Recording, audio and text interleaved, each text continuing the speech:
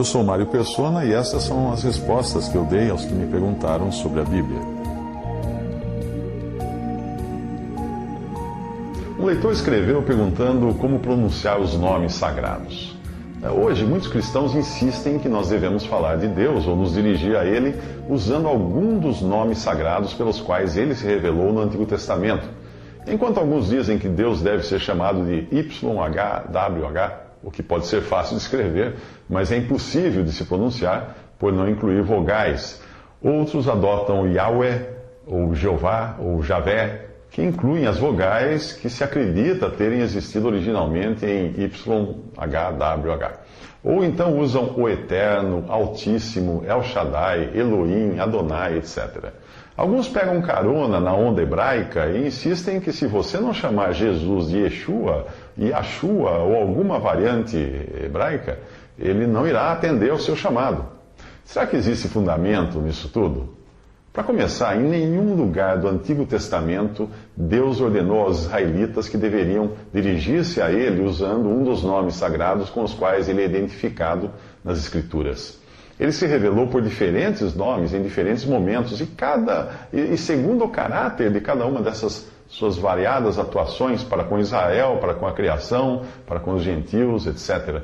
Mas nunca deixou uma ordem do tipo, vocês me chamarão pelo nome tal. A ênfase na importância do seu nome no Antigo Testamento não estava na pronúncia, nas letras ou caracteres usados, mas na pessoa que os seus diferentes títulos representavam, aquela a qual eles deviam se dirigir e com cuja autoridade deviam adorar, orar, sacrificar, pregar, etc. Não muito diferente do modo como agimos quando nós passamos uma procuração para outra pessoa agir em nosso nome. Na Bíblia nós encontramos diversos títulos dados a Deus, como El, Eloá, Elohim, El Shaddai, Todo-Poderoso, Adonai, Yahweh, Jeová, Javé, Jeová Jiré, Jeová Rafá, Jeová Nissi, Jeová Makadesh, Jeová Shalom, Jeová Elohim, Jeová Tissidikenu, Jeová Roi, Jeová Shammah, Jeová Sabaoth, El Elohim, que é o Altíssimo, El Roi, El Olam, El Gibor. Você viu que nomes não faltam. Também não faltam títulos para Jesus, que é identificado como Emanuel, Príncipe da Paz, Ungido, Filho de Deus, Filho do Homem, Filho de Davi, Verbo, Cordeiro de Deus, Cristo, Alfa e Ômega, Leão de Judá, Senhor dos Senhores, Brilhante Estrela da Manhã, Maravilhoso, Deus Forte, Pai da Eternidade, etc, etc.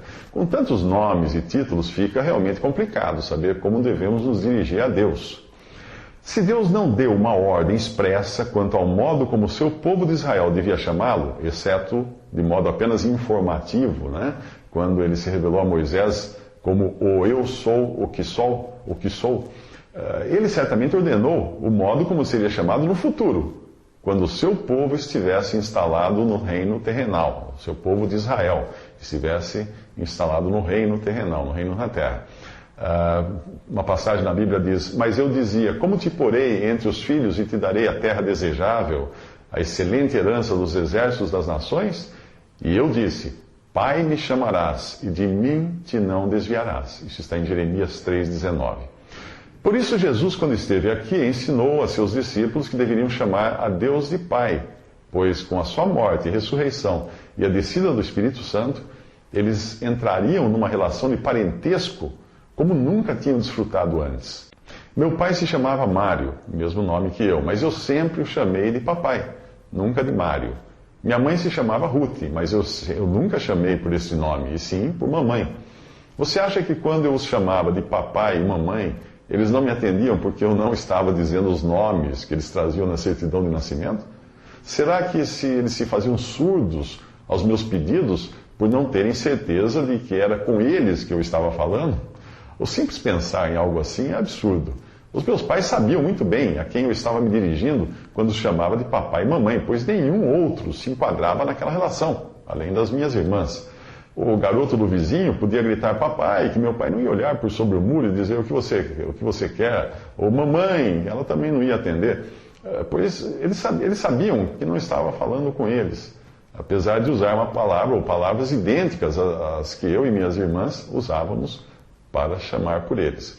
Portanto, o que realmente importava não eram os caracteres do nome dos meus pais, ou a palavra que eu usava para me dirigir a eles, mas a pessoa a quem eu me dirigia e a nossa relação de parentesco. Em suas orações, Jesus nunca se dirigiu a Deus como Altíssimo, Eterno, Jeová ou YHWH, mesmo porque seria impronunciável. Apenas uma vez ele dirigiu-se a Deus como Deus, e isto na cruz, quando foi abandonado ali e julgado em nosso lugar. Você encontra em Salmo 22:1, em Mateus 27:46, quando ele fala: Deus meu, por que me desamparaste? Em todas as outras ocasiões, ele falou com Deus chamando-o de Abba, ou Pai. Abba ou Pai. No mesmo sentido familiar e de proximidade que eu me dirigi ao meu pai, chamando-o de Papai. Ao ensinar seus discípulos a orar, Jesus lhes disse para chamarem a Deus de Pai, numa intimidade familiar que era desconhecida no Antigo Testamento. Apesar de os evangelhos representarem um tempo de transição entre Israel e igreja, pois Jesus ainda não tinha sido glorificado e a igreja não tinha ainda sido formada, aqueles que pertenciam ao reino dos céus, chamado assim em Mateus, ou reino de Deus, chamado assim nos outros evangelhos, tinham uma posição mais privilegiada do que os israelitas em geral. Como nós vemos o próprio Senhor declarar ao referir-se a João Batista: Eu vos digo que entre os nascidos de mulheres não há maior profeta do que João, o Batista, mas o menor no reino de Deus é maior do que ele. Lucas 7:28. Mesmo assim, a intimidade dos discípulos nos evangelhos estava longe da que eles teriam a partir de Atos 2, quando o Espírito Santo viesse habitar neles. Antes disso, as instruções sobre o relacionamento que eles teriam eram, por assim dizer, introdutórias. Logo após a sua ressurreição, o Senhor revela toda a relação de intimidade que os seus teriam para com o Pai. Disse-lhes Jesus: Não me detenhas, porque ainda não subi para o meu Pai, mas vai dizer para meus irmãos, e dize-lhes que eu subo para meu Pai e vosso Pai, meu Deus e vosso Deus. Isso está em João 20:17. Paulo explica o papel do Espírito Santo nesse novo tipo de relacionamento do qual nós podemos desfrutar como filhos, e não como meros servos ou súditos, como era o caso dos judeus até ali. Porque todos os que são guiados pelo Espírito de Deus, esses são filhos de Deus, escreveu Paulo. Porque não recebestes o espírito de escravidão para outra vez estardes em temor, mas recebestes o espírito de adoção de filhos, pelo qual clamamos Abba, Pai. O mesmo Espírito testifica com o nosso espírito que somos filhos de Deus. Romanos 8:14-16. Considerando esta relação de intimidade com Cristo e familiaridade com Deus que todos os salvos por Cristo desfrutam agora, como membros do corpo de Cristo e da família de Deus, seria um absurdo um cristão querer voltar ao tipo de relacionamento distante que os judeus tinham na lei mosaica. É disso que Paulo fala em sua epístola aos Gálatas, um caso claro de uma assembleia que estava sendo influenciada por cristãos judaizantes que insistiam em permanecer nas velhas práticas da lei. Paulo escreve: Digo, pois, que todo o tempo que o herdeiro é menino, em nada difere do servo, ainda que seja senhor de tudo, mas está debaixo de tutores e curadores até o tempo determinado pelo Pai. Assim também nós, quando éramos meninos, estávamos reduzidos à servidão debaixo dos primeiros rudimentos do mundo. Mas, vindo a plenitude dos tempos, Deus enviou o seu Filho, nascido de mulher, nascido sob a lei, para remir os que estavam debaixo da lei, a fim de recebermos a adoção de filhos. E porque sois filhos, Deus enviou aos vossos corações o Espírito de seu Filho, que clama: Abba, Pai. Assim que já não és mais servo, mas filho, e se és filho, és também herdeiro de Deus por Cristo. Mas quando não conhecíeis a Deus, servíeis aos que por natureza não são deuses. Mas agora, conhecendo a Deus, ou antes, sendo conhecidos por Deus, como tornais outra vez a esses rudimentos fracos e pobres, aos quais de novo quereis servir? Isso está em Gálatas 4, de 1-9. Paulo fala de dois tempos. Um em que aqueles que estavam debaixo da lei mosaica, apesar de terem direitos de filhos, eram ainda como servos. E outro tempo, quando na dispensação da graça de Deus, atingiriam um novo status de filhos por plena adoção, sendo considerados filhos e podendo chamar a Deus de Pai. Responda rápido. Se você fosse uma empregada doméstica com quem o patrão decidisse se casar, no dia seguinte ao casamento, continuaria chamando a ele de seu Benedito e dizendo às pessoas que ele era o seu patrão? Claro que não. Você deixaria para trás a relação patrão-empregada do passado e assumiria a relação marido-mulher, passando a chamá-lo de querido, meu bem ou algo do tipo, e dizendo às suas amigas, aquele é meu marido. Assim também, não faz sentido dirigir-se a Deus pelos títulos que ele tinha no passado na sua relação com seu povo terreno, Israel. A adoção de que Paulo fala em Gálatas 4 não é mera guarda ou adoção parcial do filho de outro, mas uma adoção plena, mais ou menos como a que prevê a legislação brasileira. Nela, o filho adotivo tem o seu passado, o nome de seus pais, seus avós, substituído pelo presente, em uma nova certidão de nascimento, e esta nova certidão é lavrada com o seu novo nome e os nomes dos seus novos pais e seus novos avós. É como se toda a sua árvore genealógica tivesse sido substituída, e o juiz, às vezes, anota no processo que ninguém poderá revelar ou trazer à tona o antigo nome e origem da criança que está sendo adotada. Eu sei disso porque eu tenho um filho adotivo e nós o adotamos dessa maneira. Paulo escreve sobre esta adoção aos Efésios, revelando que não era algo decidido de última hora, mas fazia parte de um plano concebido antes da criação do mundo. Ele escreve, e nos predestinou para filhos de adoção por Jesus Cristo para si mesmo, segundo o beneplácito de sua vontade. Efésios 1, versículo 5. E em Efésios 2, essa nova relação de parentesco é mostrada em profundidade, pois temos igual proximidade com cada pessoa da Trindade. Veja você, mas agora em Cristo Jesus, vós que antes estáveis longe, já pelo sangue de Cristo chegastes perto. Porque por ele ambos temos acesso ao Pai, em um mesmo Espírito. Assim que já não sois estrangeiros nem forasteiros, mas concidadãos dos santos e da família de Deus. Efésios 2, de 13 a 19. Talvez você alegue que em Apocalipse 11, 17, os 24 anciãos não estão se dirigindo a Deus como Pai, e sim como Senhor Deus Todo-Poderoso. Sim, pois ali o cenário todo é de juízo, e obviamente dirigir-se a Deus como Pai é algo que não cabe na boca daqueles anciãos que representam os redimidos do Antigo e Novo Testamento de uma maneira ampla. Um irmão que viveu no início do século XX, F.B. Hall, é o nome dele, Hall, com H, ele comenta que é apropriado que ali eles se dirijam a Deus usando os nomes pelos quais ele se revelou na Antiguidade como soberano de homens e nações, como Jeová, Elohim, El Shaddai ou Eterno. Aquele de quem nada ou ninguém pode se colocar antes ou depois, supremo e imutável. Por nós, porém, ele é conhecido como Deus e Pai de nosso Senhor Jesus Cristo. Mas esse nome de amor e de íntimo parentesco não seria apropriado ali em Apocalipse, onde os seus atos de juízo estão sendo proclamados. O que nós temos diante de nós ali é o seu reino em justiça e autoridade e não a graça salvadora da qual desfrutamos agora. Outra coisa importante é entender a diferença entre como devemos nos dirigir à divindade e como devemos falar da divindade.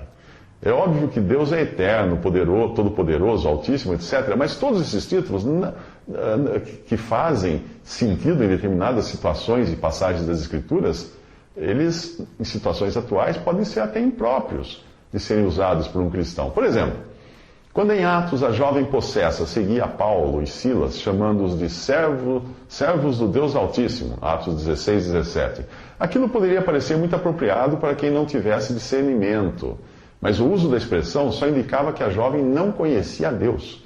E nem poderia, pois quem pronunciava aquilo era um demônio que estava possuindo aquela jovem. Este jamais iria dizer que eles eram filhos do Deus e Pai de nosso Senhor Jesus Cristo. Falar isso de Paulo e Silas, jamais falaria isso. Mas, por ser um demônio, podia muito bem chamar Deus de Deus Altíssimo, como este era identificado no Antigo Testamento e de quem os demônios também diziam que Jesus era filho nos Evangelhos.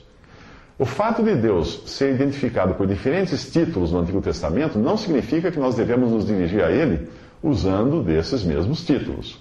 Jesus também traz diversos títulos, como maravilhoso, conselheiro, Deus forte, Pai da eternidade, príncipe da paz, tudo isso em Isaías 9:6.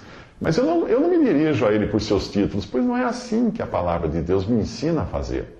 Eu posso falar dele, de Jesus, ou a seu respeito, usando títulos assim.